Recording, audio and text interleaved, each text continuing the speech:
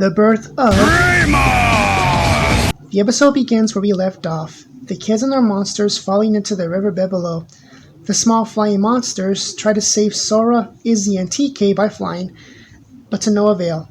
The plant monster tries to save Mimi with her what looks to be a vine whip at the edge of a cliff, but grabs a big chunk of rock and continues to fall instead. However, the monster and Joe's partner, who didn't even use his primary attack in the last episode, uses it here and to save everybody. And its primary attack is fish. That is one sad attack. Hello, fishies! As sad as that primary attack is, it saves everybody except for the Kawagamon, who you may remember got defeated from the last episode, finally falling into the riverbed and debris causing a huge wave. Don't worry, he's dead. For reals this time. With the kids saved and washed up on dry land, the kids and their Digimon partners make conversation. During the conversation, they learn a new term that isn't in the Webster's dictionary. It's all because we digivolved. I don't think that word's in my dictionary. So digivolving is what happens when they advance to the next level and become more powerful than before. Right, all of us digivolve. What starts the Digivolving conversation was when Joe tries to thank his partner for saving their lives, and the Digimon sound off in their new forms. Thank you. I guess it's not Bukamon? Gomamon now. Gomamon. And I guess that you're not Tokamon, are you? Now I'm Patamon. I went from Modimon to Tentamon. I digivolved from Yokomon to Biyomon. First I was Tsunomon, then Gabumon. And I changed from Tanamon to Patamon. And me, I was Koromon. I digivolved into Agumon. During the Digivolving conversation, Agumon brings up that he needed to share Tai's energy in order to have a successful Digivolution because Digivolving is a difficult process. However, we will know more about Digivolving as the episode goes on, and the series in general. The kids try to figure out what their next move will be, either explore or stay put. They chose the former and move forward. While walking along the river, they discover a beach, and they hear a familiar sound. Wait a minute, listen! What's that? A phone. Either that or we're all hearing things. They discover phone booths, remember those, on the beach ringing.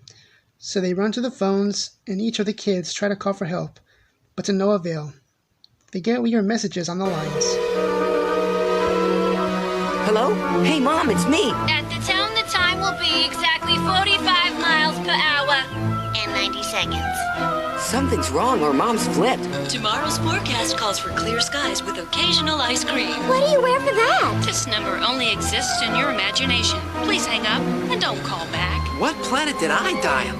I'm telling you, it's a twisted alien joke. Why don't you try that one over there? I don't think it's any better. No telephones are working in your service area. Hang up and have a nice day. Maybe this one will.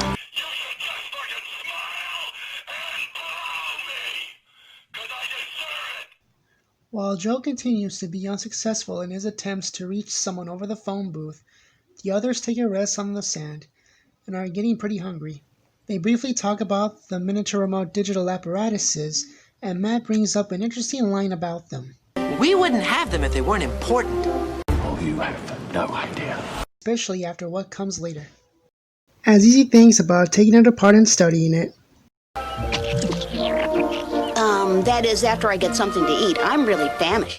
Sora, Izzy, Tai, and Mimi don't necessarily have food on them, but Sora has an emergency kit, Izzy has a laptop, of course, Tai's miniature telescope that was seen earlier in the first episode, and Mimi has a wide variety of stuff in her bag, like cooking fuel, camp silverware, a flashlight, and even a compass that doesn't work. Matt has nothing on him. Well, he does actually though, but we'll save that for next time. TK has candy in his bag, which by Kiss standards is considered food, albeit junk, and Joe has an emergency food in his backpack. So the kids turn to Joe for help. Hey, don't you know it's rude to interrupt someone when they're on the telephone? Greetings, friend. Do you wish to look as happy as me? Well, you've got the power inside you right now. So aside from Gomamon, Joe and the others try to split the food from among the group. The kids have enough food for 3 days. When you include the Digimon, they only have enough for a half hour, and that's just being generous. More like 3 minutes. However, Gabumon interjects into the conversation. Not a problem at all. We Digimon hunt and forage for ourselves. Tentomon and Biyomon agree and tell them not to worry. But before Joe can actually split the food from among the group, Tai and Agumon took some food from out of Joe's bag. While dividing the food, Gomamon and Biyomon sensed that danger is coming, and they were right, as water shoots out from out of the ground near them and destroys the phone booths in the process. Another monster named Shellmon comes out of the ground and begins its attack. Agumon uses his Pepper Breath attack on the Shellmon. However, Gabumon and Biyomon, Tentomon, Patamon, and Palmon try to use their primary attacks against him, but it doesn't work, and they wind up getting attacked and being taken down. However, Agumon is the only one to get back up and attack some more. Tentomon and Gabumon say that they were hungry and they don't have the strength to fight. The kids come to a conclusion that in order for them to fight, they need to eat something, which is why Agumon has the energy and strength to fight. Tai and Agumon are the only ones who can take on the Shellmon. Tai tries to create a diversion but gets caught by the Shellmon, and Shellmon also holds down Agumon as well as blowing water to the kids, throwing them against the wall. Tai and Agumon are in trouble until Tai's gizmo goes off. And then...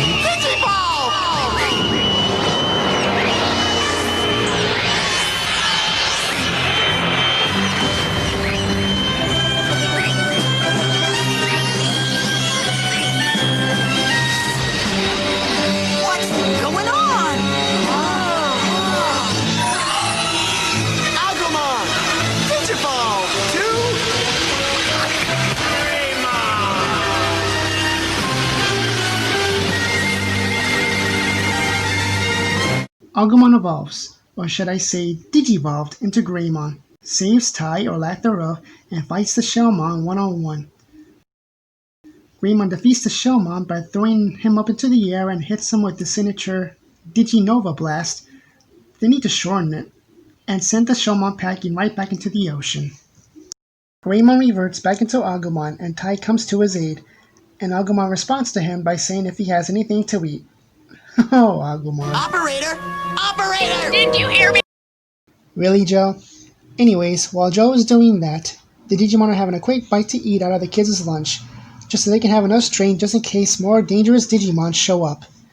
What did Gabumon say again? We Digimon hunt and forage for ourselves. Anyways, Izzy says that the Shellmon wasn't destroyed but taken out temporarily, and suggests that they leave before he gets back, and they do just that, as the episode ends with all of them heading off into their next adventure. In the first 2 episodes, we, the viewer, know a little bit on how the difficult digivolving process works. We know that they feed off their partner's energy in order for them to digivolve.